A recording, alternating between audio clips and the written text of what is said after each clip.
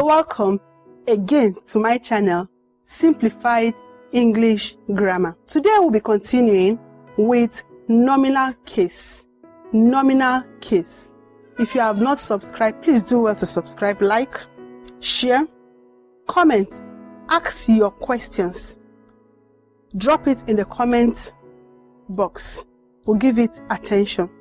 Once again, today we're talking about nominal case. In grammar, nominal case refer to the position of nouns in the English sentence with reference or with relation to other words in a sentence. Nominal case refer to the position of noun or nouns in the English sentence with relation to other words in a sentence. Noun can function in the following position. Noun can function in the following position. Number 1, subjective or nominative case. 2, objective or accusative case. 3, genitive or possessive case. 4, vocative or nominative of address. And lastly, case in opposition. We'll take them one after the other for clarification. Number 1, we are starting with subjective or nominative case. A noun is said to be in the subjective case if it occupies the subject position in the English sentence. I'll repeat it again. A noun is said to be in the subjective case if it occupies the subjective position in the English sentence. What is a subject?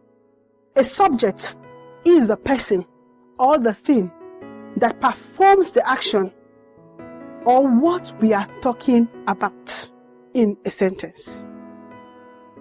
A subject refers to that person, to that thing that performs the action in the English sentence. Let's take some example to exemplify nominal cases of noun. Number 1, here we have Hanatu is sleeping. Hanatu is sleeping.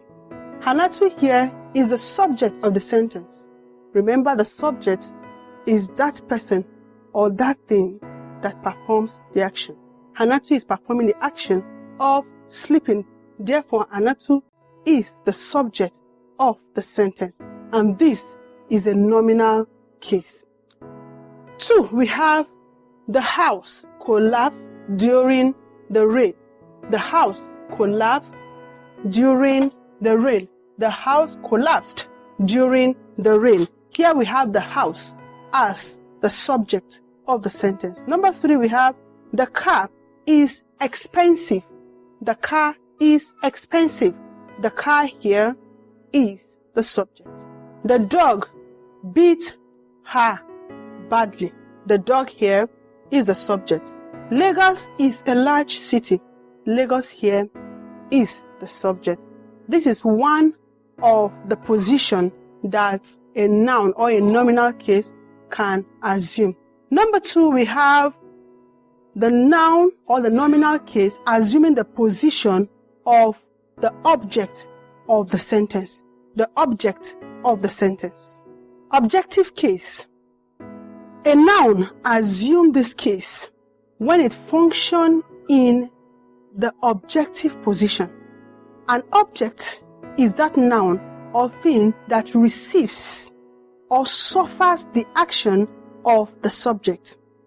Objective case could be object of the sentence or object of the preposition. Object of the sentence or object of the preposition. We want to take some examples to illustrate this. These are some of the examples. Number 1, we have Ngozi broke the bottle. Ngozi broke the bottle. Here we have the nominal case. Here, the bottle. This is the object of the verb broke.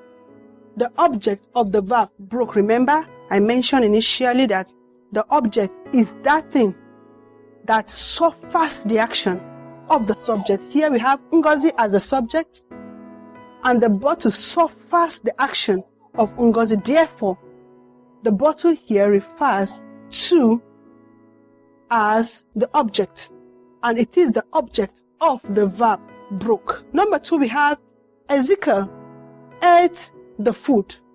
Ezekiel ate the food. What suffers the chewing? The food. Therefore, it is the object of the verb ate.